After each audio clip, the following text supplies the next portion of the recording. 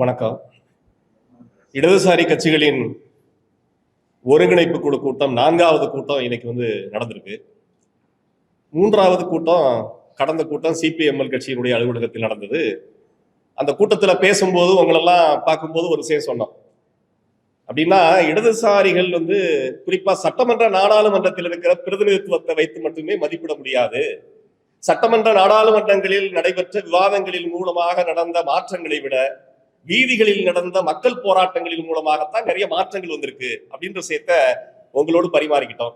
அதற்கு வலு சேர்க்கிற விதமாக, அந்த யதார்த்தத்தை புரிகிற விதமாக டெல்லி ஜந்தர் மந்தரில் நடைபெற்ற இந்த மாணவர் இளைஞர்களுடைய எழுச்சி மிகுந்த போராட்டம் ஒரு மிகப்பெரிய அடியை பிஜேபிக்கு, மோடிக்கு கொடுத்திருக்கிறது.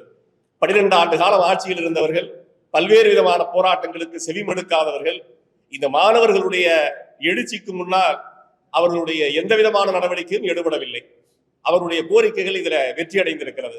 அதுல குறிப்பாக மத்திய கல்வி அமைச்சர் தர்மேந்திர பிரதான் பதவி விலக வேண்டும் என்பது பதவி விலகியிருக்கிறார்.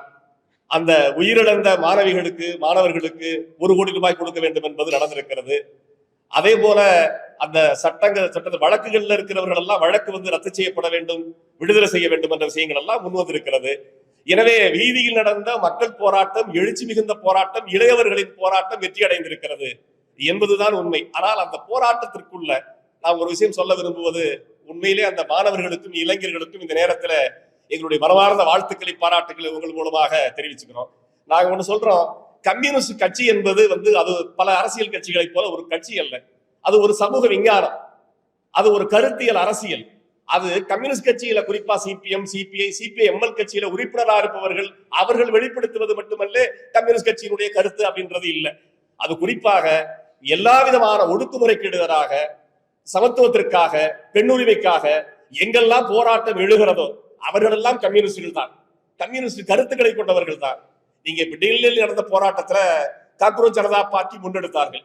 அதுல பல்வேறு மாணவர் இளைஞர்கள் பங்கெடுத்தார்கள். அதுல குறிப்பாக சொல்ல வேண்டிய விஷயம் என்றால், அதுல கருவாக இருந்தவர்கள், இடதுசாரி அரசியல் கருத்தியலை தாங்கியிருந்த மாணவர்கள் அதற்கு உயிர் கொடுத்தார்கள்.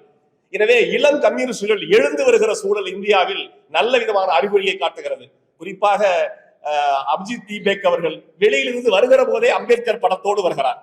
போராட்டத்தில் உண்ணாவிரதம் இருந்தவர்களிலே பல்வேறு விதமான இளைஞர்கள், மாணவர்கள், அந்த போராட்டத்தை முன்னெடுத்தவர்கள் இடதுசாரி கருத்தியல் உடையவர்கள். எனவே இந்த தேசம் இடது திசையில் திரும்ப வேண்டும் என்பதுதான் முக்கியம் என்பதை இடதுசாரிகள் நாங்கள் வலியுறுத்துகிறோம். அந்த திசையில் பயணிப்பதற்கு இளையவர்களும் புதியவர்களும் தயாராக இருக்கிறார்கள் என்கிற செய்தியை இந்த நேரத்திலே நான் உங்களிடத்தில் பகிர்ந்து கொள்ள விரும்புகிறேன்.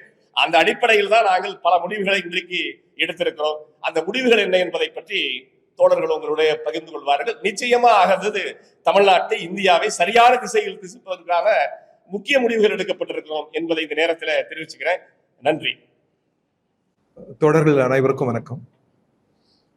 மார்க்சிஸ்ட் கம்யூனிஸ்ட் கட்சி அலுவலகத்தில் இந்திய கம்யூனிஸ்ட் கட்சி, மார்க்சிஸ்ட் லெனினிஸ்ட் கட்சியின் தோழர்கள் கூடி இன்றைக்கு நாங்கள் பேசினோம். எதிர்வரும் காலங்களில் தமிழ்நாட்டில் ஒரு பிரம்மாண்டமான பேரணி ஒன்றுக்கு திட்டமிட்டிருக்கிறோம். இடம், தேதி இவையெல்லாம் உங்களுக்கு முறைப்படி அறிவிக்கப்படும். உழைக்கிற மக்கள், ஏழை மக்கள், எளிய மக்கள், ஒடுக்கப்பட்ட மக்கள், அலைகுடி மக்கள், சட்டத்தின் ஆட்சி முறை வளர்ந்தோங்கி இருக்கிற இந்த சூழலிலும் திட்டங்களும் ஆட்சியாளர்களும் அவர்களை எளிதில் கடந்து செல்கிறார்கள். வாழ்க்கை அவர்களுக்கு பரிதாப சூழலில் இருக்கிறது.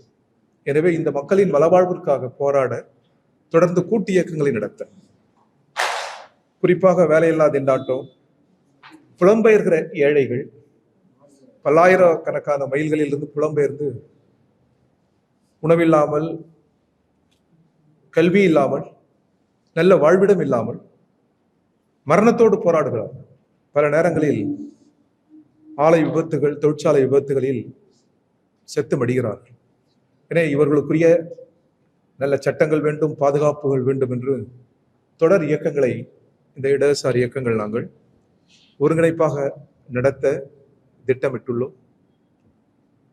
கடந்த காலங்களில் தலைநகர் டெல்லி துவங்கி சென்னையில் எஸ்எஃப்ஐ மாணவர்கள் துவங்கிய போராட்டம், அனைத்து இந்திய மாணவர் பெருமன்றமும் இளைஞர் பெருமன்றமும் எடுத்த பாலனில்ல மாணவர்களின் எழுச்சி போர், இந்த கரப்பான்பூச்சி இளைஞருடன் இணைந்து நடத்திய போராட்டங்கள், இவை அனைத்திலும் முழக்கப்பட்ட முழக்கம் இன்குலாப் ஜிந்தாபாத் என்பது. இது வெறும் சொல்லல்ல, நமது விடுதலை போர் முன்னோர்கள் முழங்கியது.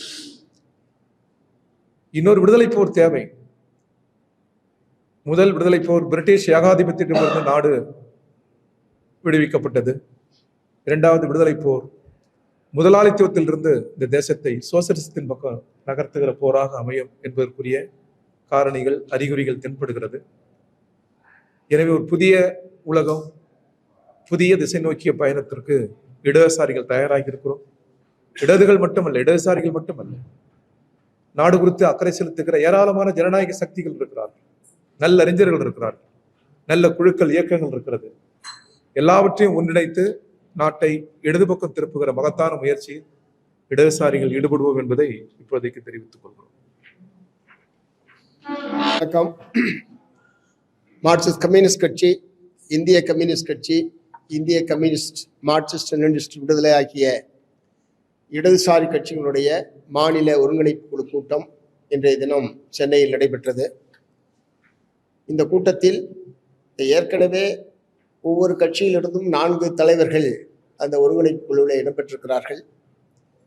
பெண் தோழர்கள் இந்த ஒருங்கிணைப்பு குழுவில் இடம்பெற வேண்டும் என்று சொல்லி முடிவு செய்து இன்றைய தினம் மார்க்சிஸ்ட் கம்யூனிஸ்ட் கட்சியின் சார்பில் மார்க்சிஸ்ட் கம்யூனிஸ்ட் கட்சியினுடைய மத்திய குழு உறுப்பினர் தோழர் பாலபாரதி அவர்களும், இந்திய கம்யூனிஸ்ட் கட்சியின் சார்பில் இந்திய கம்யூனிஸ்ட் கட்சியுடைய மத்திய குழு உறுப்பினர் தோழர் வகிதா நிஜாம் அவர்களும், இந்திய கம்யூனிஸ்ட் கட்சி மார்க்சிஸ்ட் லெனினிஸ்ட் விடுதலை கட்சியின் சார்பில் அதனுடைய மாநில நிலைக்குழு உறுப்பினர் தோழர் புவனேஸ்வரி அவர்களும் இந்த மாநில ஒருங்கிணைப்பு குழுவிலே இணைக்கப்பட்டு அவர்களும் இன்றைக்கு கூட்டத்திலே கலந்து கொண்டிருக்கிறார்கள் என்பதை முதல்ல தெரிவிக்க விரும்புகிறேன். ஆகவே மாநில அந்த ஒருங்கிணைப்பு குழுவிலே 15 பேர் கொண்டதாக அந்த ஒருங்கிணைப்பு குழு என்பது மாற்றியமைக்கப்பட்டிருக்கிறது என்பதை முதல்ல சொல்ல விரும்புகிறேன். இரண்டாவது, இடதுசாரி மாற்றுக் கொள்கைகளை முன்னிறுத்தி மாநில அளவிலான ஒரு பேரணியை அக்டோபர் மாதம் 6ஆம் தேதி திருச்சியில் நடத்துவது என்று இன்றைய கூட்டத்திலே முடிவு செய்யப்பட்டிருக்கிறது.